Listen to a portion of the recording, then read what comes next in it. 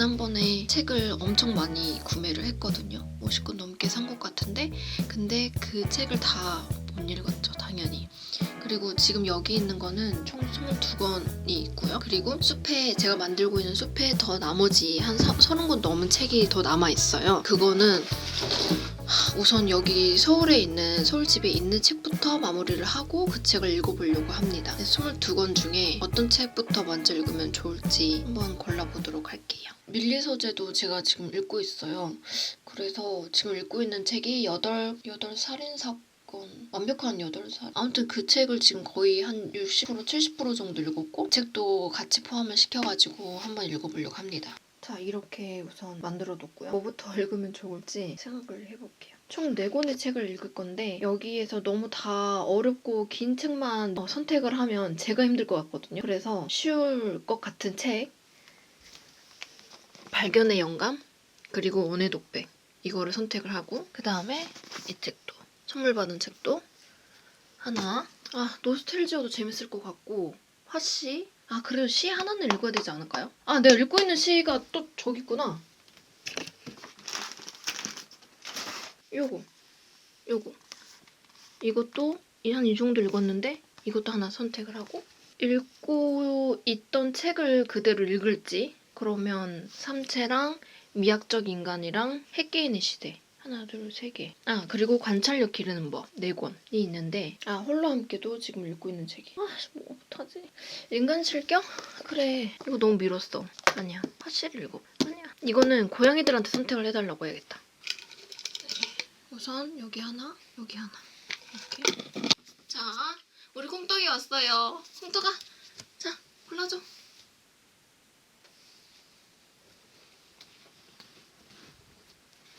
오 화씨 451 골라준 거야? 고마워. 이제 이거 남은 거 하나는 말랑이 주자. 말랑아 이거 먹어. 그럼 저는 화씨 451을 읽어보도록 할게요. 이번에 이렇게 4권을 읽어보도록 하겠습니다.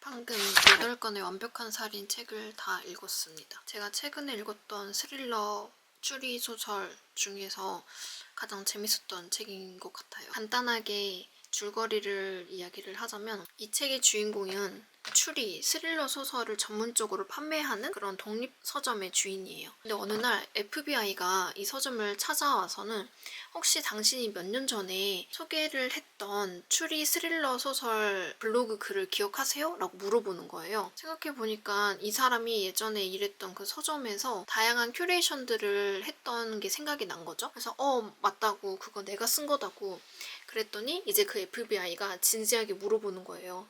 최근에 이런 살인사건들이 발생하고 있는데 이상하게 그 살인사건이 당신이 소개했던 소설 내용과 너무 비슷하게 너무 똑같이 그렇게 진행이 되고 있다는 거예요. 그게 무슨 말이냐라고 물어보니까 더 자세하게 설명을 하자면 예를 들면 블로그를 썼던 사람이 A라는 소설을 첫 번째로 이야기를 했어요. 이 소설은 기찻길에서 이런 사건으로 살인이 일어났던 그런 소설입니다. 라고 추천했으면 비슷하게 소설대로 살인사건이 일어나고 두 번째로 소개했던 B 소설에 대해서도 살인사건들이 일어나고 있다는 거예요. 그래서 이제 그 FBI가 찾아와서 혹시 이 사건의 연루가 된 건 없는지 도움을 받을 수 있는 게 있는지 이런 것들을 물어보기 위해서 찾아온 거죠.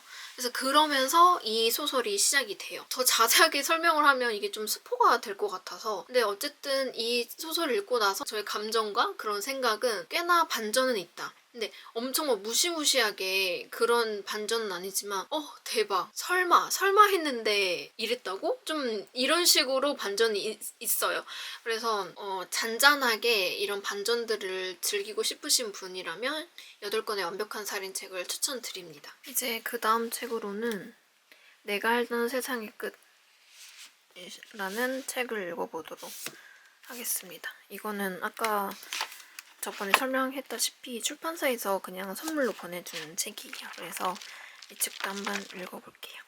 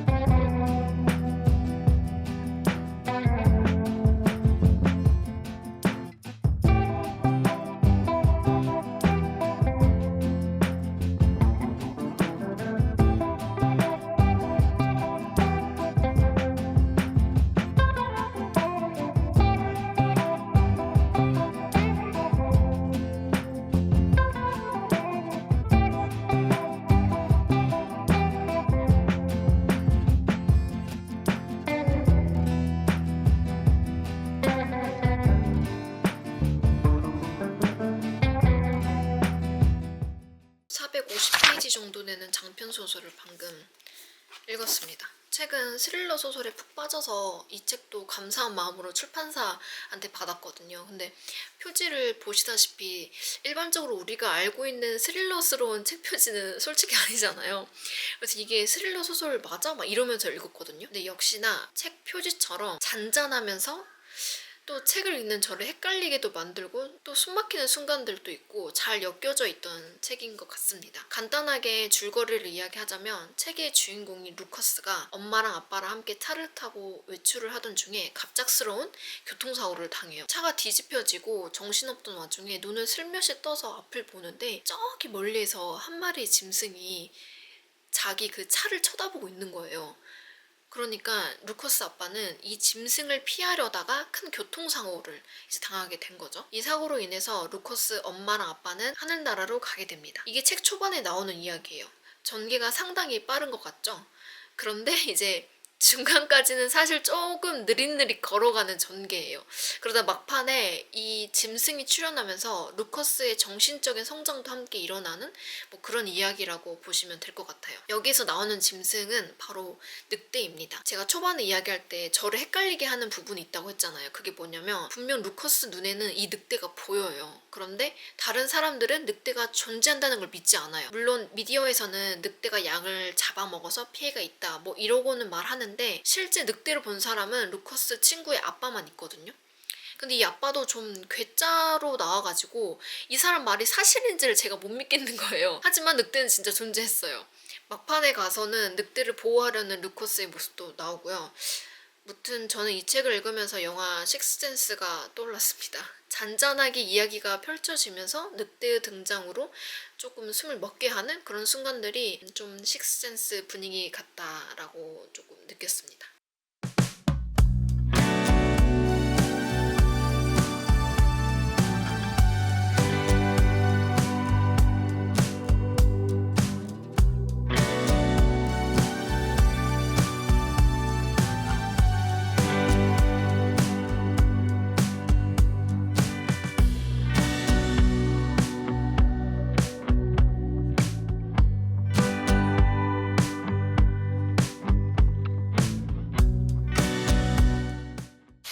문학동네 시 이규리 시인님의 최선은 그런 것이 다 읽었습니다. 짧은 분량이기도 하고 다른 책에 비해서 접근하는 게 가장 쉬웠던 것 같아요. 조금 편안한 마음으로 읽었고 그 중에서도 제가 가장 이거 대박이다 라고 생각했던 시 2편이 있거든요. 그 중에서 하나를 제가 한번 낭독해 보겠습니다. 도대체 이렇게 표현할 수 있지? 라는 생각이 읽으면서 너무 놀랐어요. 벚꽃이 달아난다. 그는 나를 앞에 두고 옆 사람과 너무 화사하다. 이편 그늘까지 화사하구나. 죽방염 사이를 빠져나가는 한 마리 멸치처럼 빠른 내 그늘을 눈치채지 못한다.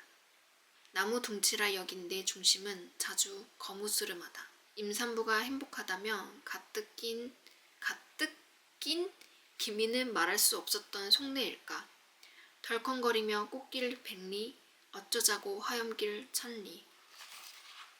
나는 옆방향에 앉아서 그가 다 보고 난 풍경을 뒤늦게 훑는다. 그 자리 그대로인데 풍경은 왜 놀란 듯 달아나고 있는지. 벚꽃은 제가 절정인 줄 모르고 절정은 또한 제 시절을 모르고. 전 특별히 여기 끝에 부분이 가장 소름 돋으면서 이렇게 표현하는 시인분의 문장력에 깜짝 놀랐습니다.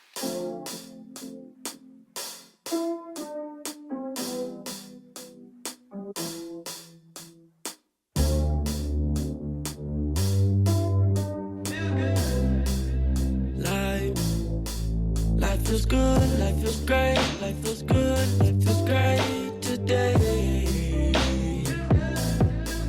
Life feels good, life feels great, life feels good, life feels great today. Today.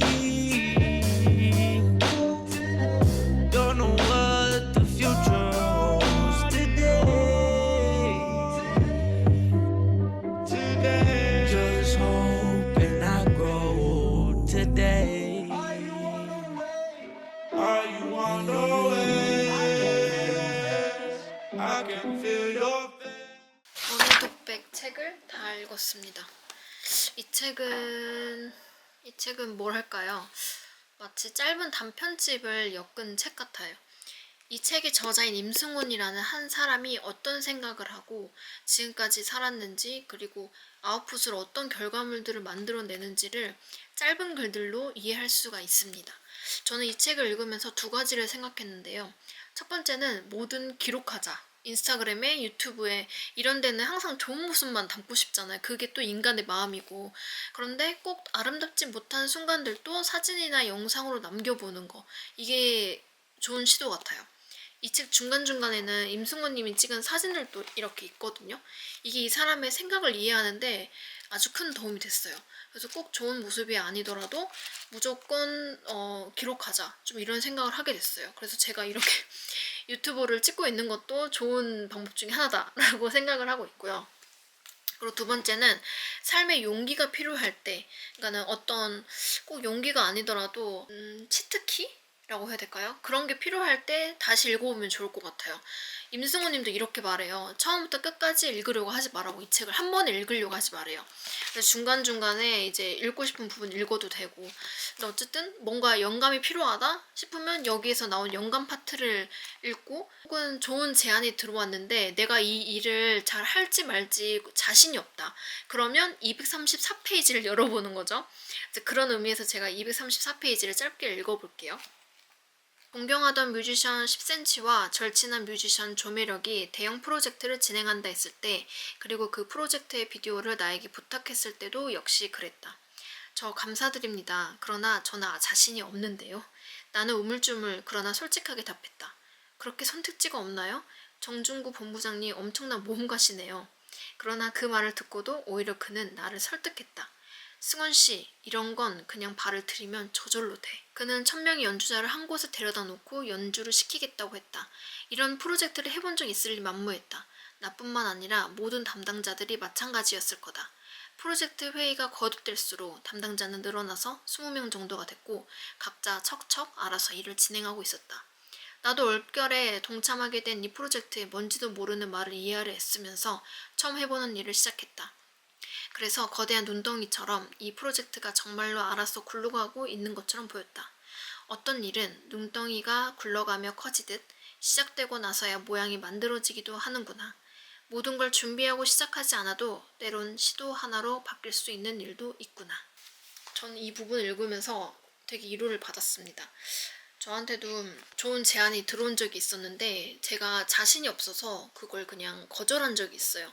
그 프로젝트가 생각이 나는 거예요. 제 성격은 원래 그냥 못 먹어도 고다, 그냥 한번 해보자 이런 거였는데 그때 당시에는 제가 많이 번아웃이 와 있었고 힘든 상황이었거든요. 그래서 그 프로젝트를 제가 거절했는데 이 파트를 읽으면서 좀 아쉬웠어요. 그냥 해볼 걸. 그냥 그냥 도전해볼 걸 좀 이런 생각을 했어가지고 다음에 혹시나 또 어떤 일이 들어왔을 때 자신이 없다 그러면 이 파트를 꼭 읽어보겠다라고 생각해서 이렇게 태그도 인덱스도 해뒀습니다. 이런 것처럼 이 책은 삶에 조그만한 응원이 필요할 때 그때 읽으면 좋을 것 같아요. 그리고 짧게 정말 시처럼 적혀져 있어가지고 어느 누구든 어렵지 않게 이 책을 읽을 수 있을 것 같아요. 그리고 마지막 책이죠. 화씨 451.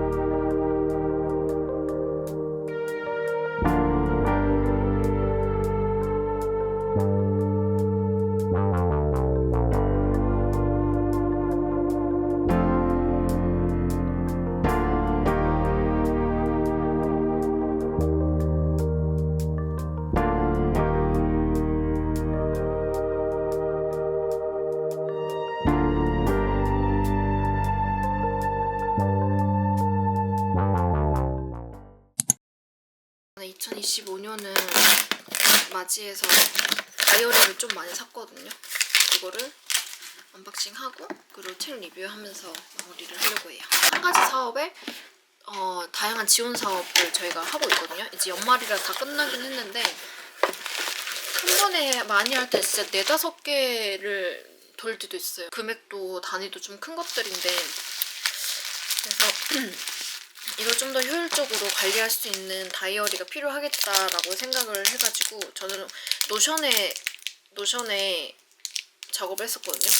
근데 이게 다시 리마인드 하기가 너무 좀 번거로워요. 그래서 차라리 이렇게 눈에 보이는 다이어리를 하는 게 좋겠다 해서 이거는 프로젝트 다이어리고 비욘디 다이어리입니다. 아이보리로 살까 했는데 때가 금방 딸 것 같아가지고 그 다음에 여기 프로젝트가 총 4개까지 가능하네요. 너무 좋아요.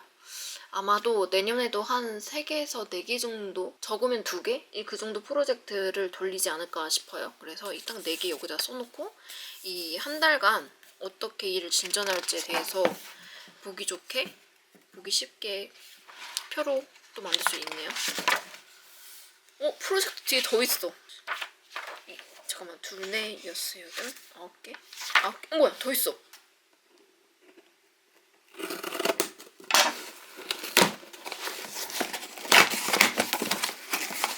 뭐 이런 거 있고, 스티커?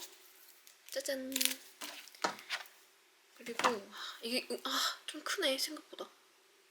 2025 다이어리를 샀는데요. 이거는 저의 루틴과 그 다음에 습관으로 만들고 싶은 좋은 것들 있잖아요. 뭐 예를 들어서 아침 6시 기상이라던가 아니면 뭐 하루에 한 번씩 3km 뛰기 뭐 이런 거를 제가 제대로 했는지 체크하는 용도로 샀는데 생각보다 크네. 저 한 손바닥만 할 줄 알았는데 이러면 좀 갖고 다니기 힘든데. 아무튼 이거랑 그 다음에 페이지북. 이건 왜 샀지? 화씨 450일까지 다 읽었어요. 책을 읽으면서 인셉션 영화 OST 타임을 계속 들으면서 읽었거든요. 딱 그 느낌이에요. 인셉션 같은 그런 느낌? 그래서 혹시 이 책을 읽으실 계획이시라면 인셉션 OST인 타임을 꼭 틀어놓고 읽어보시기를 추천드려요. 그럼 훨씬 더 긴장감 넘치게 그리고 이 책을 빠르게 흡수하면서 읽으실 수 있을 것 같아요. 정말 좋았던 부분들을 이렇게 인덱스 처리했습니다. 혹시 책이 불법인 세상에 산다면 어떨까요? 이 책의 배경이 바로 딱 그거예요. 책을 소장하고 있어도, 책을 읽고 있어도 이건 엄청난 불법이에요. 그래서 이 불법적인 행동을 막기 위해서 소방관이 등장하거든요. 사실상 소방관은 불을 끄는 사람인데 여기서 나오는 소방관은 불을 지르는 사람이에요. 그런데 뭘 지른다고? 바로 책입니다. 책. 여러분은 책을 읽으면 어떤 기분이 드세요? 상상력도 막 풍부해지고 새로 배우는 것들도 많아지잖아요.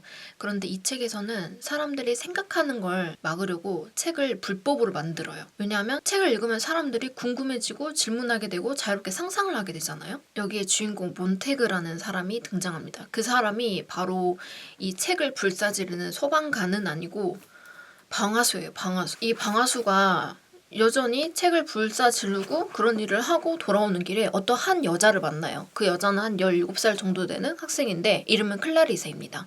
클라리세가 딱 이렇게 물어보는 거예요. 너 행복해? 근데 그 질문을 딱 듣고 몬테그가 깜짝 놀랐어요. 나 행복한가? 안 행복한가? 막 이런 거 있잖아요. 그러니까 이런 생각을 스스로 하게 되는 거예요.